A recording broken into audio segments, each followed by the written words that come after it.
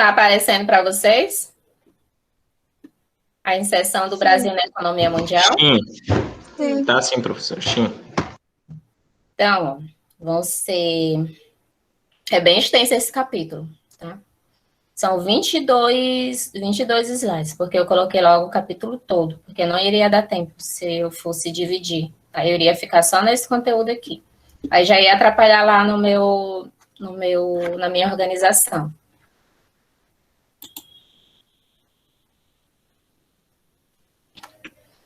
Então, a inserção do Brasil na economia mundial, tá lá no livro de vocês. Então, essa inserção do Brasil no mercado mundial, a gente vai falar do Brasil, tá? Como é que, ao longo do tempo, o Brasil, ele está inserido no mercado mundial, tá? A primeiro momento, o que a gente tem que levar em consideração, tá? O que a gente vai considerar, tá? Como era que essa economia do Brasil, ele era, tá? No Brasil todo, como era. Aqui tem uma imagem, tá? Que é um mapa. Brasil, economia e o território no século XIX, tá? Aqui no século XIX, o que acontecia? O Brasil, ele não era integrado, tá? Então, se você for prestar atenção, tá? Aqui no mapa, tá? E depois nos outros que eu vou colocar para vocês, tá? O Brasil, ele não era integrado. O que eu quero dizer com isso? As regiões não eram integradas, tá? Por quê, professor? O Brasil, ele tem um território muito extenso. Hoje, nós já temos dificuldades, tá, de deslocamento. Imagina lá no século XIX. Então, você tem que levar em consideração que a economia brasileira, ela foi baseada nos ciclos. O que é isso?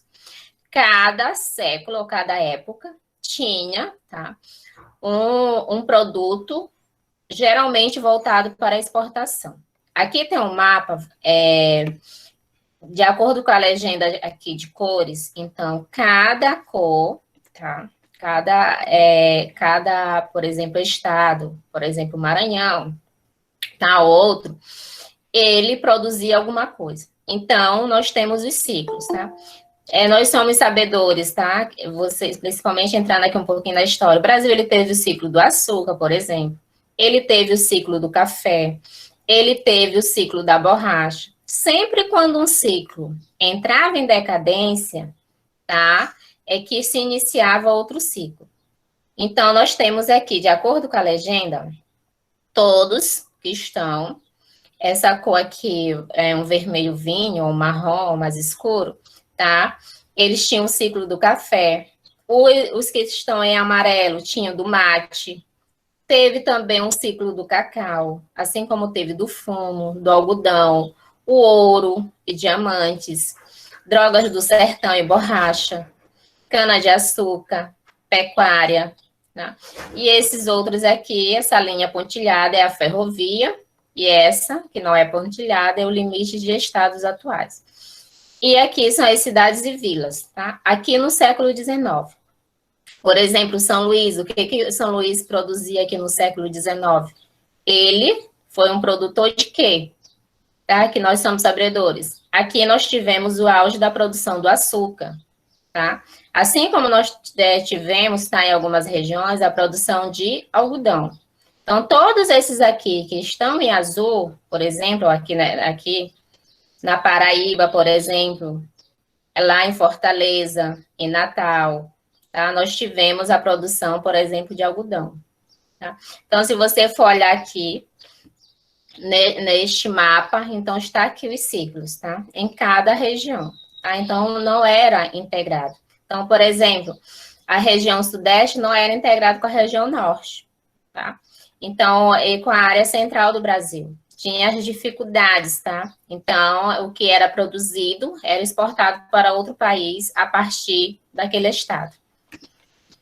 Então, o que o livro trouxe para vocês? Em diferentes momentos, ao longo da história, os espaços foram organizados no Brasil para atender o mercado mundial, tá? Exportação, que demandava produtos agrícolas ou minerais, a implantação de várias atividades exportadoras, explica a forma de ocupação do Brasil e a construção de suas diferenças regionais. Tá? Então, este mapa ele está mostrando o que era produzido em cada estado, em cada cidade, e esses produtos eles eram voltados para a exportação.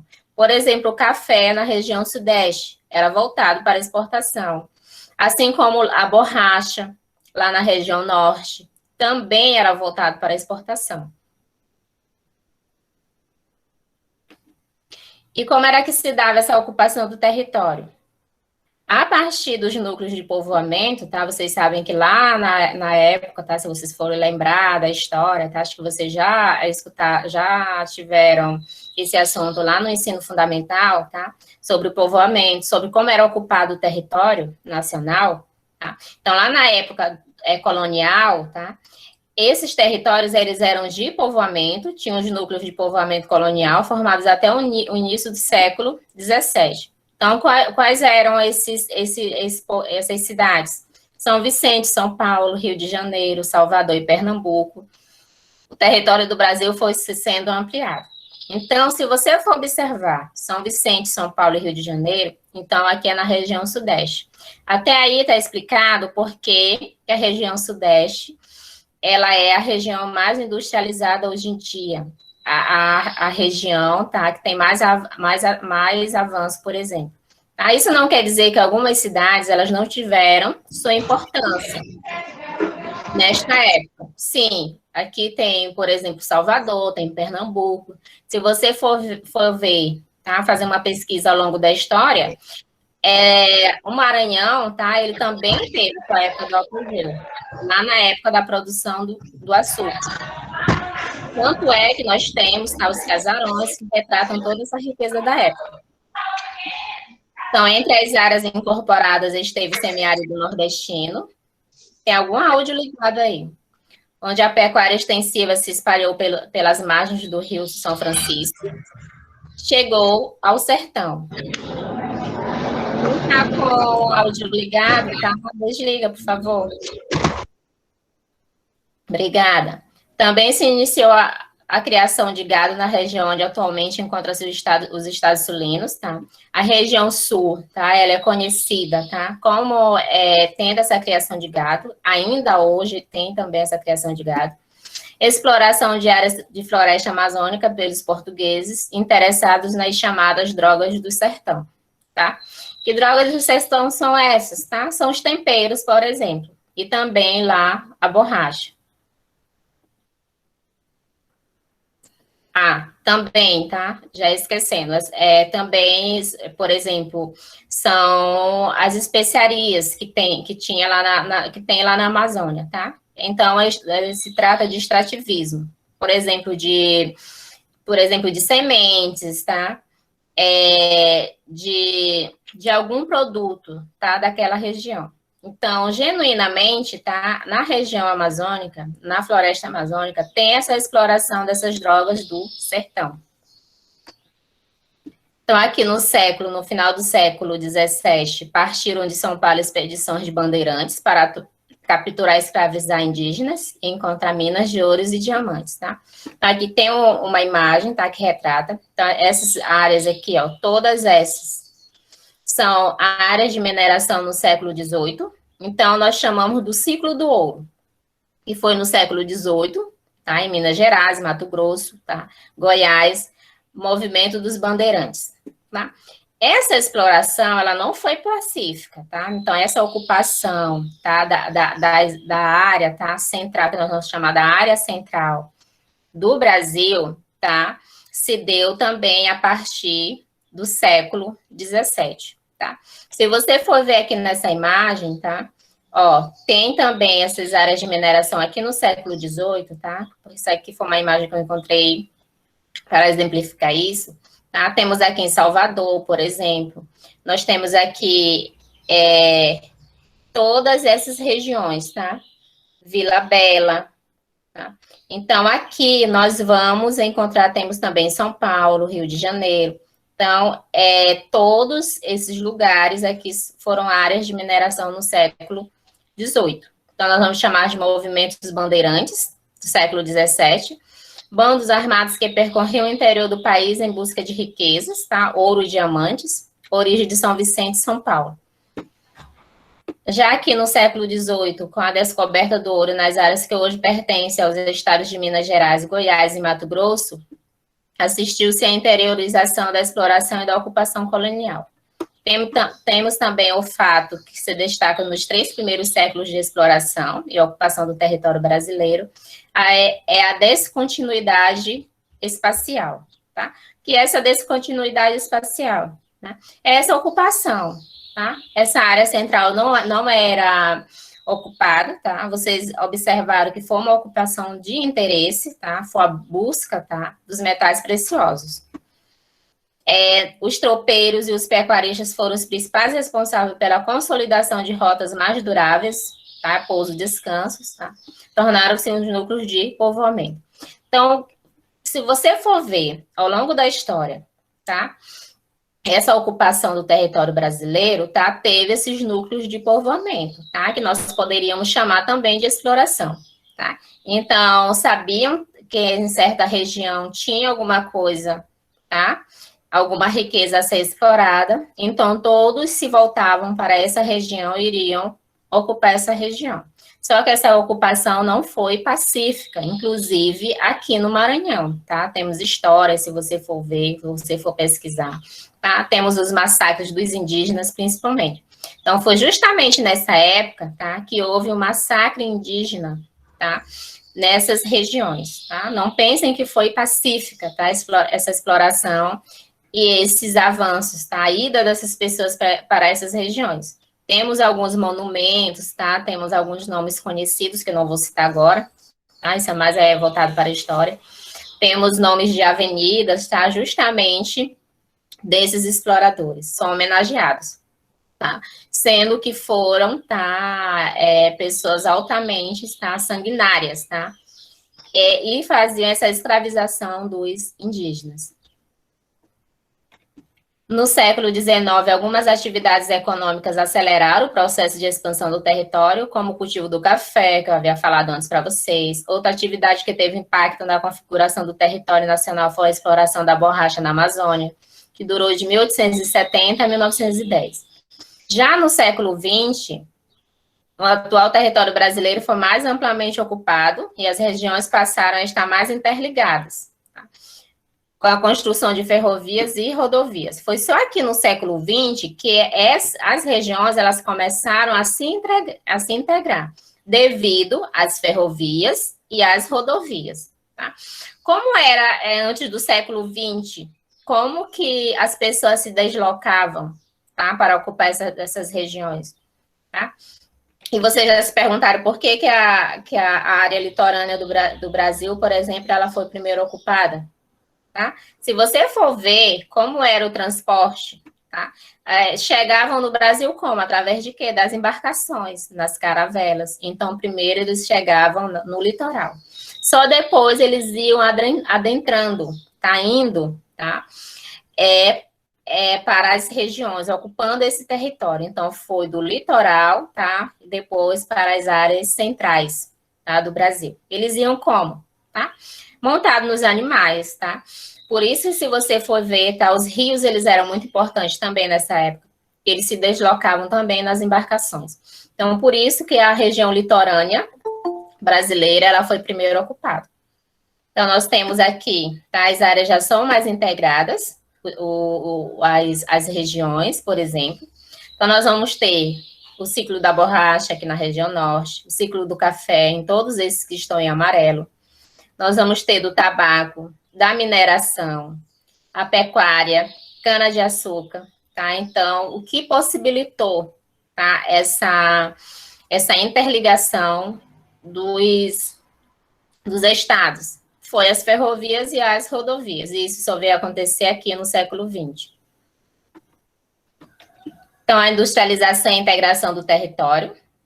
A industrialização do Brasil, eu costumo dizer, tá, que foi tardia, só foi aqui na década de 30, e a região que primeiro se industrializou foi a região Nordeste, a região Sudeste, perdão, tá, não foi o Nordeste, foi a região Sudeste, tá, E todo o dinheiro oriundo, tá? Uma grande parte do dinheiro oriundo do café, do ciclo do café, foi utilizado para trazer as primeiras indústrias lá para a região sudeste, São Paulo e Rio de Janeiro.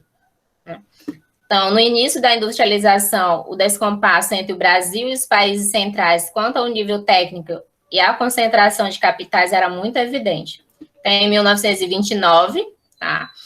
Houve uma crise mundial, que foi a queda da Bolsa de Valores de Nova York, e todos os países capitalistas, eles entraram em crise. Tá? Então, nós vamos chamar da crise de 29. Então, provocou um efeito positivo para o desenvolvimento da indústria brasileira. Então, essa crise aqui, de 29, foi benéfica, tá? Para o Brasil. A substituição de importações do processo que se caracteriza pela criação de indústria para a fabricação de produtos antes importados. Então, o Brasil, ele começou, tá, a expandir, tá, suas mercadorias. A partir de 1930, o Estado brasileiro empreendeu, portanto, uma política desenvolvimentista marcada, entre outros, pelo aumento da intervenção do Estado na economia, com o objetivo de promover a industrialização. Então, são todos aqueles planos, tá, para o desenvolvimento do Brasil. Então, a industrialização do Brasil foi tardia e começou a partir de 1930. Tá? Na década de 1940, em plena Segunda Guerra Mundial, o Brasil possuía uma organização fragmentada do espaço, isto é, pouco integrada. Então, como eu já havia falado antes para vocês, os estados brasileiros, eles não eram integrados devido, tá, à sua extensão territorial, tá, e a falta, por exemplo, tá, era precário. Então, começou essa integração a partir das ferrovias, tá, e das rodovias, estradas, tá, de ter como as pessoas se locomoverem. A deficiente rede de transporte foi um dos fatores apontados para a existência da chamada economia de arquipélago, tá? Que é essa economia isolada de estado para estado. Então, se vocês observaram lá nos mapas, nas imagens, tá? Cada estado, ele produzia alguma coisa. E essa produção, ela não era integrada. Então, produziam e saíam, tá? Para exportação para os outros países. Não havia essa interligação, essa facilidade que nós temos hoje entre estado para estado. O pós-guerra, o final da Segunda Guerra Mundial em 1945 e o posterior início da Guerra Fria constituíram um marco decisivo na internacionalização da economia brasileira. A seção dos estados como potência capitalista promoveu a articulação de uma base, aliada da qual faziam parte os países da Europa Ocidental, o Japão e a América Latina. Também houve a criação, tá, de instituições como o FMI, Fundo Monetário Internacional e o Banco Mundial, ambos destinados a socorrer países, principalmente os países em desenvolvimento, foi decisiva para o Brasil. Alguns países, tá, a maioria deles, aqui os países da América Latina, principalmente, os países que foram colônia, eles têm uma dívida, tá, com o FMI, e o Banco Mundial, justamente nessa época. Esse Fundo Monetário Internacional, ele foi criado, tá, a priori, para socorrer esses países. Então, o que eles fizeram? Os países pegaram empréstimos, tá, para poder sanar suas dificuldades. Tá? Até também, tá, o Brasil, por exemplo, quando foi para ele se industrializar, que houve todo um movimento para o Brasil ele crescer, principalmente lá na época do governo do Juscelino Kubitschek, tá? Teve a construção de Brasília, tá? Teve todo o incentivo para a ocupação da área central, foi através dos empréstimos, tá? Então, o Brasil ele tem uma dívida, tá, com esses bancos. E a maioria dos países em desenvolvimento, eles têm essa dívida. E eles têm que pagar anualmente, tá? Alguns não conseguem quando estão em crise, que foi o que aconteceu com a Argentina, tá? Tempos atrás, tá?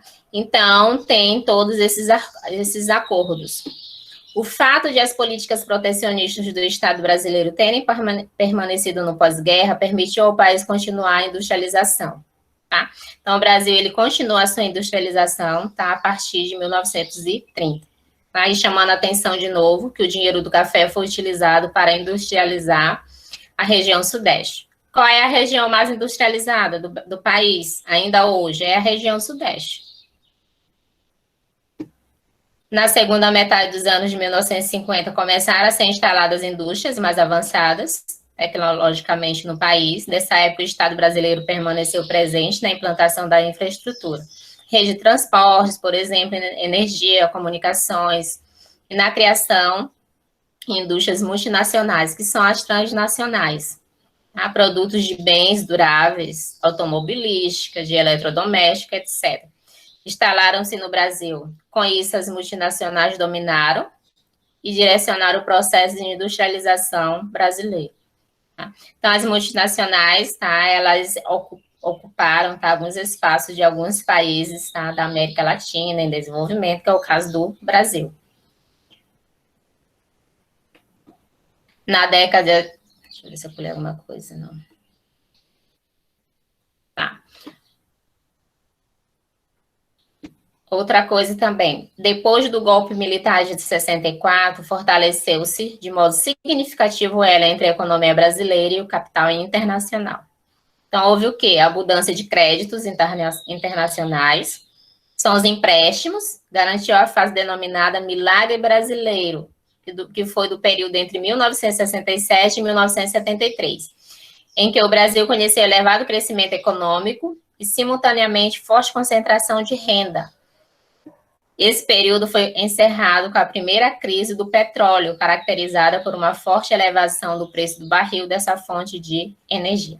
Então, quando vocês ouvirem falar do milagre brasileiro, foi aqui, ó, na época do governo militar, tá? Foi entre os períodos de 1967 e 1973. Esse deu através, tá, dos empréstimos, tá? Ajuda do capital internacional. Na década de 80, houve as mudanças nas organizações econômicas e financeiras mundiais, tiveram ampla repercussão no país. A economia mundial passou a crescer mais lentamente, provocando déficits públicos em vários países centrais. Teve também o neoliberalismo. Neoliberalismo foi adotado nos Estados Unidos e no Reino Unido, e expandiu para outros países, incluindo o Brasil. Esse neoliberalismo é a livre comercialização, tá? Isso quer dizer que o Estado, ele não tem mais ele não intervém, tá, nesse mercado. Como é que os empresários eles vão comercializar? Antes do neoliberalismo, havia essa intervenção do Estado. Já a partir do neoliberalismo, tá, os países, os empreendedores ficaram livres. Então, é a livre comercialização. As multinacionais ganharam um novo ritmo, pois foram e continuam sendo favorecidas pela abertura comercial dos mercados promovidos pelo neoliberalismo e pelas inovações tecnológicas da terceira revolução industrial. Tá? Então, eu já falei para vocês, quando eu falei lá da Organização Mundial, tá? Quando eu falei da DIT, tá? Também eu falo dessas multinacionais, tá? E que elas só vêm a ganhar, justamente com a globalização, tá? Então, elas estão por aí, tá? Estão em todo lugar, em todos os países, tá? Graças a esse neoliberalismo. Então, a inserção do Brasil na economia capitalista internacional promoveu mudanças no papel desempenhado pelo nosso país na divisão internacional do trabalho, de exportador de matérias-primas e bens agrícolas. Modelo agroexportador, o Brasil diversificou a pauta de suas exportações, como a inclusão de artigos manufaturados, ampliando sua participação no comércio mundial. Chamando a atenção aqui, ó, que nessa inserção do Brasil na economia capitalista, nessa divisão internacional do trabalho, o Brasil, tá, embora ele seja um país em desenvolvimento e seja uma das economias mais ricas do planeta, tá, o Brasil, ele continua como fornecedor de matéria-prima e como, tá, exportador de tecnologia, tá? Então, ele continua, não houve essa mudança, tá? Ele continua como exportador, tá, dos manufaturados, de suas matérias-primas, dos seus bens, in natura, tá? Então, não houve tanta mudança assim. Agora, no século XXI, ele continua dessa mesma maneira, tá? Já avançamos um pouco, tá? O Brasil ele é uma economia muito forte, tá bom? Mas ele continua como fornecedor de matéria-prima e precisando de tecnologia dos países mais ricos. Os países mais ricos continuam como fornecedores de tecnologia, se você for prestar atenção desde a colonização, tá? Que esses países mais pobres, eles continuam fornecendo suas riquezas, tá? Vai para fora os produtos, volta, tá? Para a população comprar, tá? Volta também ao mercado consumidor de produtos. Então, se você for analisar, o Brasil, ele continua como fornecedor de matéria-prima, continua como exportador de tecnologia e continua como mercado consumidor, tá? E continua recebendo, tá, as empresas multinacionais ou transnacionais, tá? E nós somos sabedores que essas empresas, elas vêm atrás de quê? Menor custo de produção. Então, essas empresas estão em todo o mundo, graças à globalização, tá? E elas vêm atrás de menor custo de produção. Então, com isso, essas empresas, elas lucram mais. Então, nós vamos ter as características regionais do Brasil, tá? Coloquei aqui um mapa de 1941. Então, esse aqui em amarelo é a região norte, esse aqui é em marrom, região nordeste, o verde, região centro-oeste, esse aqui é a região leste, esse aqui é a região sul, tá? Se você for observar a atual divisão regional do Brasil, houve algumas mudanças. Então, esse aqui é um mapa de 1941. O conceito de região é central para a geografia. A região pode ser definida como uma extensão variável do espaço, delimitada a partir de um conjunto de relações socioespaciais, que lhe confere uma característica própria que nos permite diferenciá-la dos espaços vizinhos e externos. De forma sucinta, a região é parte de um todo com o qual se interrelaciona. Por exemplo, as regiões vão ter características, tá, diferenciadas, tá? Então, o Instituto Brasileiro de Geografia e Estatística, que é o IBGE, tá? Então, em 1941, que foi que ele utilizou como critério, tá?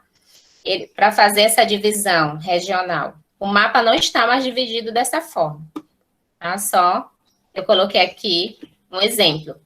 Então, o que foi que ele levou em consideração, o IBGE? Levou em consideração os critérios, as semelhanças naturais, como clima, relevo e vegetação, de cada porção do território, os limites dos estados.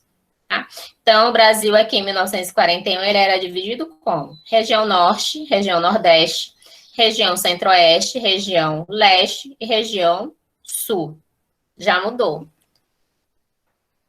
Então, qual é a atual divisão brasileira? Tá? Nós temos 5, tá? Esse aqui em azul. Vocês forem observar, o que foi que mudou aqui? O que foi incluído na região norte? Vamos lá no outro mapa. Esse estado aqui. Agora ele faz parte da região norte. Observem. Todos esses aqui em azul, região norte. Região nordeste, tá? Antes ele não era todos esses estados. Houve uma mudança. Aqui era o quê? Era a região leste, tá? Então, foi incluído mais estados aqui na região nordeste. Então, todos esse aqui em lilás, incluindo Maranhão, tá? É a região nordeste. Esse aqui é a região oeste, centro-oeste. Esse daqui em amarelo. Esse estado aqui, se você for observar lá em 1941, ele fazia parte da região centro-oeste. Então, agora ele já faz parte da região norte, tá? Foi criado esse estado aqui, tá? Se você for observar, ainda não havia essa divisão. Vamos lá olhar no outro mapa, tá? Então, foi dividido. Esse aqui veio fazer parte da região norte, tá? Que é o Tocantins, tá bom? Então, região centro-oeste, temos a região sudeste e temos a região sul. Então, temos 5 regiões, tá? Então, esse daqui é a divisão atualizada, atual brasileira. Nas décadas seguintes, o IBGE adotou outros critérios e propôs outras regionalizações do território. Tem alguns estudiosos que já vão dizer, tá, que essa divisão atualizada, essa atual, tá, que é lá da década de 90, tá bom, de 1990, ela precisa ser revista, tá, precisa ser novamente mudada, tá, só que ainda permanece esta. A atual divisão regional proposta por essa instituição leva em consideração aspectos econômicos, tá? Então, já vem abrangendo, tá, a economia de cada estado, sociais, políticos e naturais, e é utilizada desde 1990. As atuais micro-regiões brasileiras do IBGE são Norte, Nordeste, Centro-Oeste, Sudeste e Sul. Tá? E também nós vamos ter aquelas regiões que nós vamos chamar de geoeconômicas, tá? Então, as regiões brasileiras, coloquei aqui, tá? Algumas características de cada região. A região Nordeste, região Sudeste, região Sul, região Centro-Oeste, a região Norte.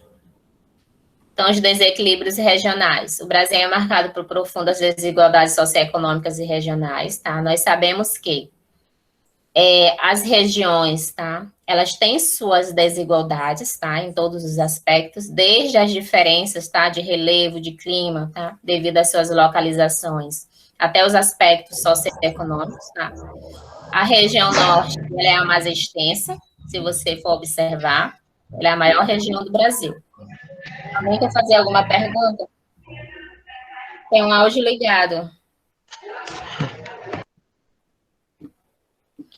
Tá? Então, temos essas diferenças. Qual é a mais industrializada? Região sudeste, tá?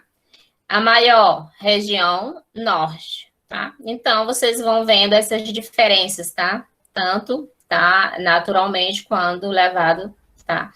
Para as desigualdades socioeconômicas. Outras regionalizações do Brasil. Existem outras propostas de regionalização do território brasileiro. Tem a de 1967, elaborada pelo geógrafo Pedro Pinches, a GEIJA. Esse pesquisador dividiu o Brasil em 3 regiões geoeconômicas: Amazônia, Nordeste e Centro-Oeste. Outros critérios dessa divisão seriam os processos socioeconômicos de cada porção do território e os limites entre as regiões.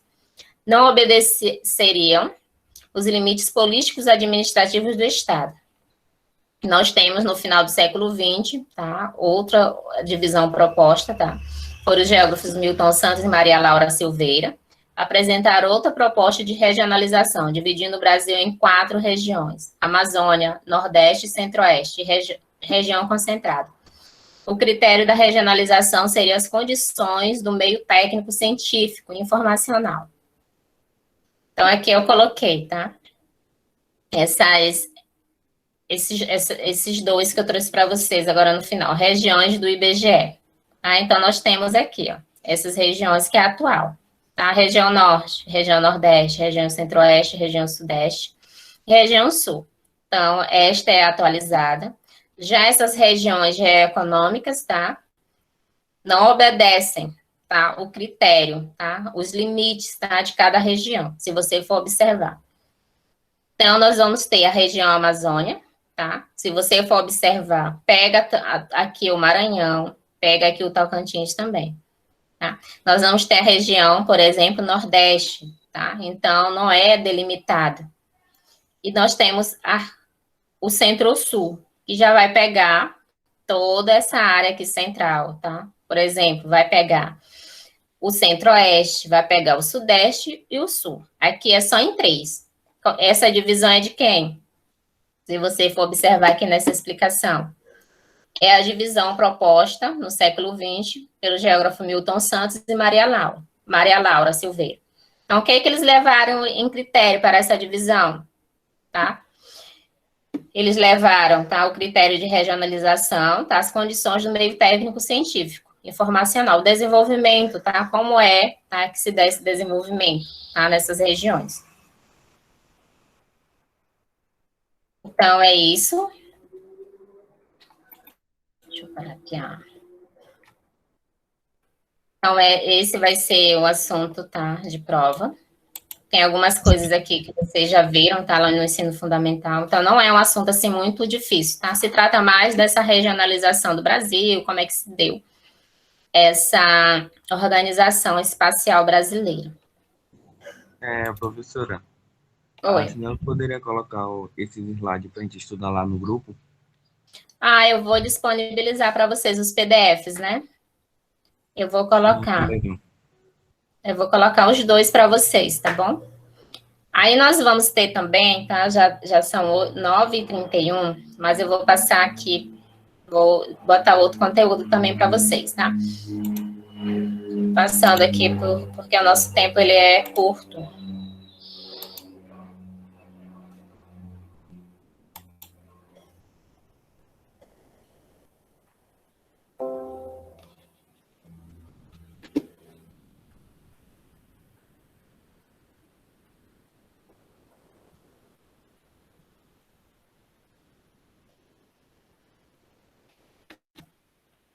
Tá aparecendo para vocês? Esse assunto aqui eu não vou explicar detalhadamente, tá? Porque a gente não tem esse tempo. Mas eu vou passar aqui por cima, tá? Para vocês. Esse conteúdo aqui também eu vou colocar lá no grupo para vocês. Aí, se tiver algum aluno que não esteja lá no grupo precisando desse material, tá? Pode pedir privado para mim que eu disponibilizo, tá bom? É só lembrar de me pedir, tá? Que eu disponibilizo para vocês os PDFs. Então, esse aqui, tá? É um assunto, tá? Geografia física. É a estrutura geológica da Terra, tá? Então, esse assunto aqui também eu coloquei algumas questões, eu não coloquei questões, assim, difíceis, tá? Eu utilizei algumas imagens. Então, qual foi a questão que eu coloquei lá para vocês? Por exemplo, eu pedi para vocês identificarem, tá, as camadas da Terra, tá? Por exemplo. Tá? Coloquei sobre como foi formado, tá? Há quantos bilhões, tá, de anos teve essa formação, tá? Quanto que foi iniciada, tá? Então, foi 4,5 bilhões de anos, por exemplo, como que se deu essa formação da Terra. Coloquei lá uma questão acerca desse assunto. Coloquei uma questão sobre como é essa divisão, que esse mosquito quer, como é essa divisão, tá, da Terra. Então, nós sabemos que nós temos 3 divisões, tá?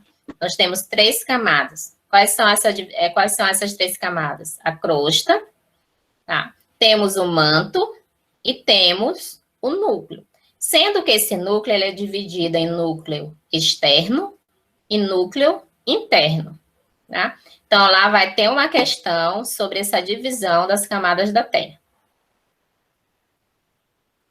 Também coloquei para vocês, tá, características, tá, tanto da crosta quanto do manto. Tem três questões lá acerca dessa divisão. A crosta é a camada rochosa mais superficial da Terra.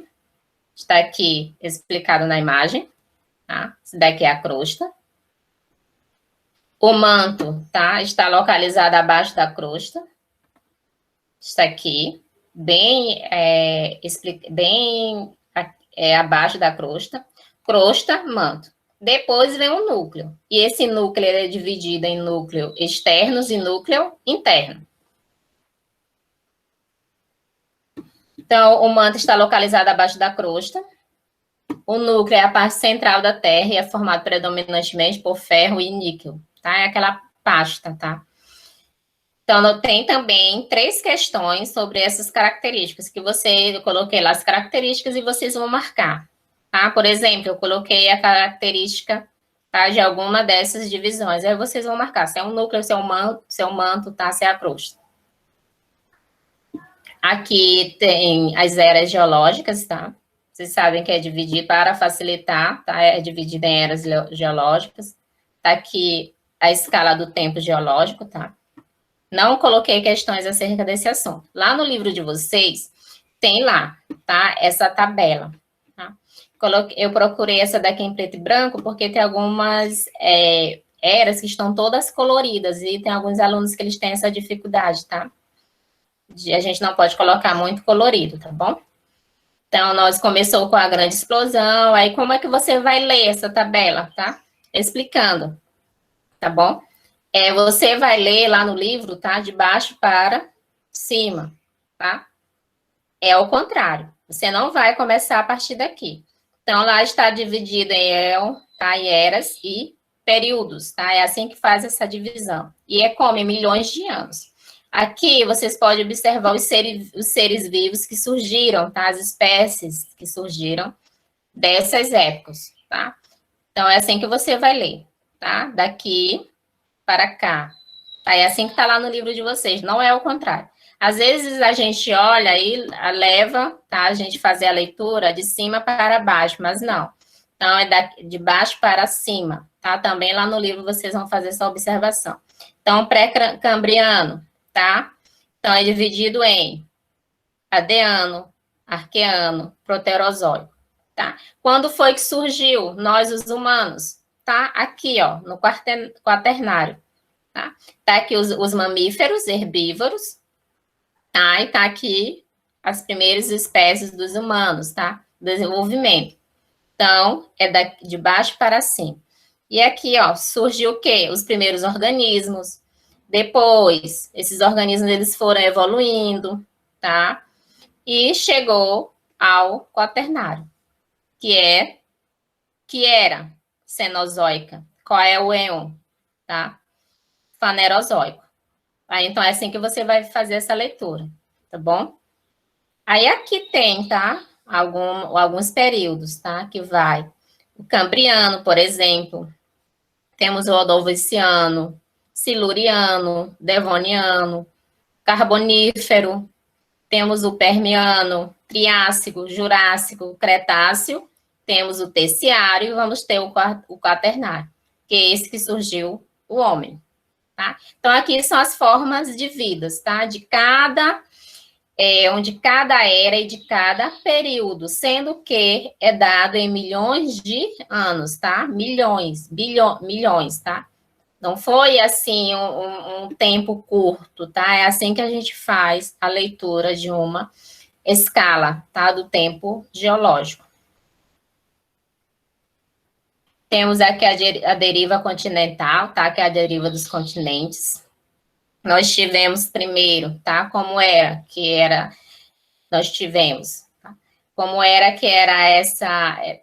estava, tá organizado, por exemplo, os continentes. Então, era só uma coisa, tá? Nós chamamos de Pangeia.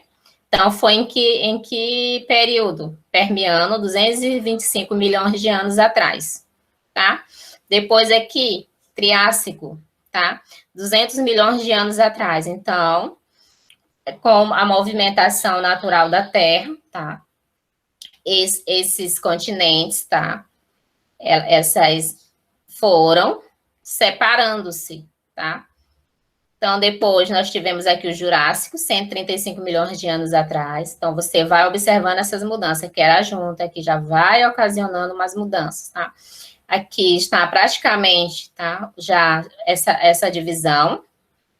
Aqui também, Cretáceo, 65 milhões de anos, e aqui como está hoje, tá? Então, de acordo com a movimentação das placas tectônicas, tá? Essas placas, elas foram soltando-se uma da outra, tá? E foram afastando-se. Como é que é comprovado, como foi comprovado isso, professor? Como é que dá essa comprovação? Alguns estudos, tá? Vêem, tá? Essa organização, e vocês podem observar, por exemplo, tá? Que a América aqui do Sul, tá? Ela estava junto com a África. Como é que eu sei disso? Se você for juntar, se encaixa perfeitamente, tá? Aqui, junto com a África, tá? Então, nós temos, assim que está essa organização. Sendo que essa movimentação continua, tá? Futuramente a gente pode ter, tá? Mais afastamentos, tá? A gente pode ter outra organização, tá? Isso não para, tá? A Terra, ela se movimenta, tá? Então, tem os movimentos naturais. Então, nós chamamos de teoria da tectônica de placas. As crostas oceânicas e continental e a parte superior do manto terrestre formam a litosfera, do grego, tá? Litos, pedra. Logo abaixo dessa camada encontra-se a astenosfera, onde ocorrem movimentos que arrastam a litosfera, provocando sua ruptura em placas, chamadas de placas tectônicas, tá? Então, o cientista alemão Alfred, tá, em 1880 a 1930, no início do século XX, contribuiu para o desenvolvimento de uma teoria que pudesse explicar algumas questões, como a origem das grandes cadeias montanhosas, por exemplo, como o Himalaia, e os Andes, que estão localizadas no limite das placas tectônicas, tá? Vocês sabem quando um relevo, tá, ele tem maior estatura, tá? Quanto mais elevado ele for, tá, mais recente ele é. Quanto menos elevado, ele vai ser mais antigo, tá? Então, tem toda essa contribuição, tá, desse cientista alemão, tá? Foi no século XX que ele fez essa descoberta e permanece até hoje. Aí tá aqui, tá, algumas explicações, tá bom? Depois vocês leem. Movimento das placas tectônicas, tá? Tem os limites conservativos, os limites convergentes, por exemplo. Tá? Então, aqui eu estou explicando, tá? O que acontece em cada limite, tá? Por exemplo, o limite transformante, tá? Eles vão deslizar-se um do lado do outro, tá? Aqui, tá? Levando em consideração, tá? A movimentação das placas, tá? Aqui, limite divergente, eles vão se afastar. Um vai para um lado, o outro vai para o outro. Então, isso vai causar o quê? As falhas, tá? E aqui, o limite convergente, tá? Eles vão deslizar-se e vai um sobrepor-se embaixo do outro. Então, nós vamos chamar de limite convergente. Então, aqui está explicadinho. Em limites de falhas transformantes, as placas deslocam-se horizontalmente uma em relação à outra. Então, elas ficam se deslocando. Em limites divergentes, as placas afastam-se, tá? Uma da outra, tá? Na litosfera. Então, cada uma vai para um lado. Em limites convergentes, as placas colidem e uma delas é puxada para o manto e reciclada, tá? Então, uma delas vai ser puxada para baixo, tá? Falando de maneira mais simples. Então, aqui tem as placas tectônicas, tá? Então, aqui está o nome de cada placa, tá? Por exemplo, a direção delas. Tem os vulcões ativos, que são todos esses aqui, ó. São áreas de vulcões, tá? Tem vulcanismo. Temos os terremotos, tá? Que são os fenômenos oriundos, tá? Dessa movimentação natural. Temos o vulcanismo.